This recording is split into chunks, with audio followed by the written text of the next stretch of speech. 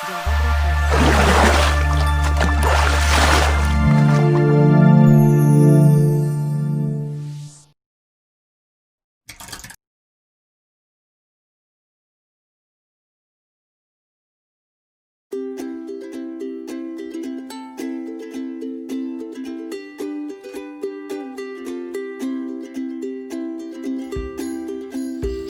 Jadi sebaiknya dalam proses pengambilan bibit tanaman nilam itu bebas dari penyakit.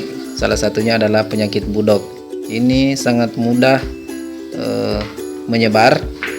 Jadi sebaiknya tanaman kita yang terserang budok atau di area yang terkena penyakit budok ini tidak kita gunakan sebagai calon bibit kita, karena jangan sampai ada bibit penyakit yang melekat pada bibit yang akan kita gunakan.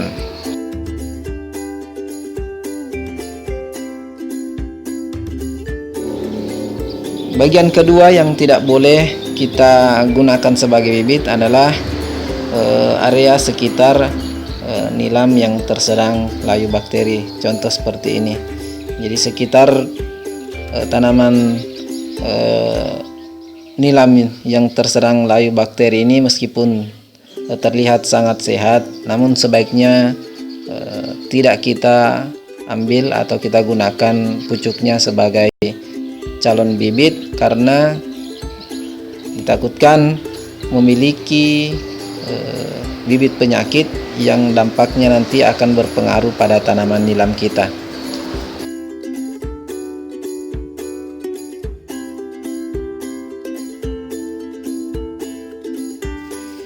Jadi nilam ini usianya masih 1,5 tahun, dan ini tidak sempat kami lakukan pemangkasan di usia dini sehingga pertumbuhannya tinggi. Di sini kami akan memotong sekaligus menggunakannya sebagai bibit agar pertumbuhan tunas bagian bawah ini bisa cepat lebat. Jadi ini usianya masih 1,5 bulan. Jadi tidak mesti melihat usia pada tanaman nilam, biasanya baik untuk digunakan bibit boleh diambil. Ya, hal yang perlu diperhatikan dalam proses pengambilan bibit yang unggul. Jadi kita bisa melihat di sini contoh yang kami perlihatkan. Jadi di sini kita bisa melihat calon tunas atau bahkan tunas kecil itu sudah tumbuh di ketiak daun pada tangkai nilam. Jadi seperti inilah contohnya, kita bisa melihat di setiap ruas daun itu telah ditumbuhi tunas-tunas kecil yang ini intinya nantinya akan berkembang dengan baik pertunasannya mulai dari bawah sehingga perkembangannya bisa cepat rimbun. Dan hal yang perlu diperhatikan juga di sini adalah tentang kelanjutan perkembangan daripada indukan itu sendiri. Jadi kita harus menyisakan cabang yang juga telah mengeluarkan tunas kecil sehingga perkembangannya bisa cepat lebat seperti ini. Dan baiklah, selanjutnya tentang mengulas kembali tentang cara pengambilan bibit kami. Jadi seperti ini, usahakan setiap ruas itu telah ditumbuhi oleh tunas, dan sebaiknya tanaman nilam yang kita gunakan bibit ini terbuka sehingga sinar matahari langsung mengenai pada tanaman nilam kita, sehingga perkembangannya ini sangat baik karena setiap ruasnya itu sangat pendek-pendek ditumbuhi daun, sehingga sangat baik untuk digunakan menjadi bibit. Dan selanjutnya kita bisa lihat yang kita sisakan seperti ini. Kemudian pertanyaan selanjutnya, apa dampak biasanya tanaman bibit ini kita ambil bibitnya secara terus-menerus? Jadi hal negatif pun bisa terjadi pada indukan, yakni bisa mengalami stres.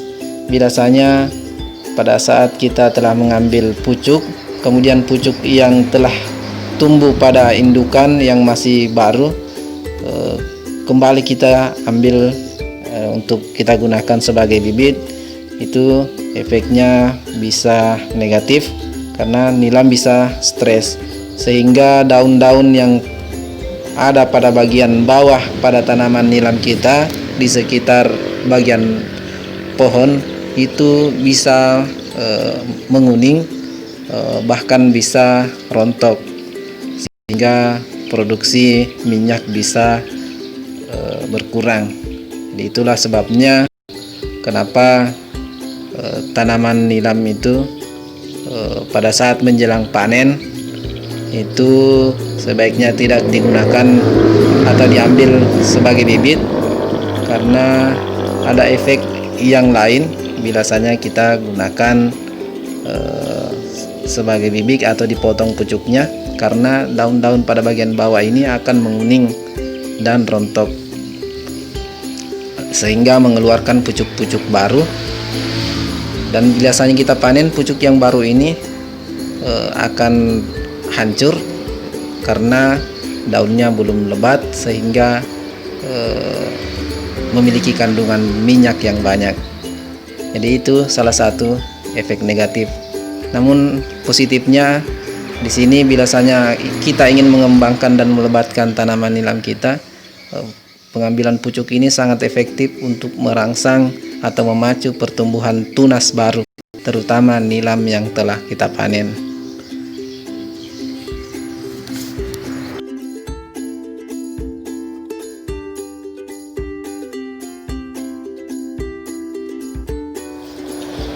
Dan menegaskan kembali, ini adalah hasil dari pengambilan bibit yang akan kita tanam nantinya. Ini adalah contoh bibit unggul pada tanaman nilam. Jadi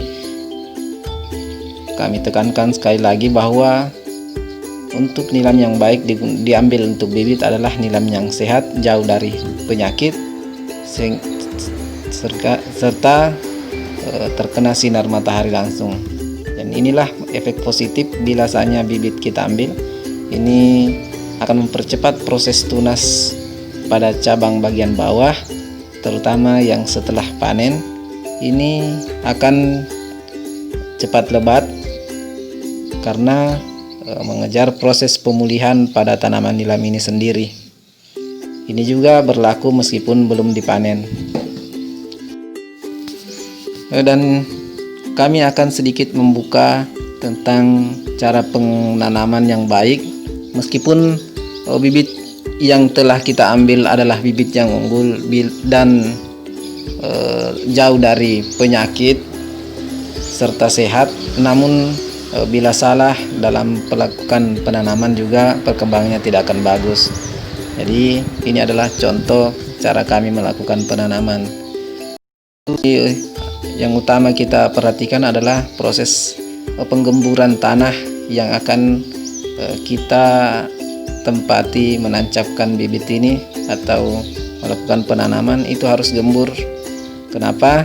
Karena tanaman nilam seperti ini memerlukan tanah yang gembur untuk memudahkan akar berkembang dengan baik. Biasanya tanahnya keras atau bahkan tidak gembur, perakaran sekitar ruas daun seperti ini akan sulit berkembang sehingga pertumbuhan nilam kita menjadi lambat. Jadi kami sebisa mungkin melakukan penggemburan hampir sama seperti proses melakukan penyemaian pembibitan, sehingga kita bisa melihat perkembangan nilam kita itu pertumbuhan akarnya cepat. Dan seperti inilah cara kami melakukan penanaman, menancapkan hingga sampai ke ruas tanaman sehingga tunas pertama pada tanaman nilam ini menyentuh tanah. Biasanya ini menyentuh tanah, nantinya bila tunas bawah ini berkembang akan rapat ke tanah dan mengeluarkan akar. Dan akar bantu ini akan sangat efektif untuk mempercepat proses perkembangan pada tanaman nilam kita ini. Jadi untuk sementara cukup sampai di sini. Terima kasih telah menonton video kami.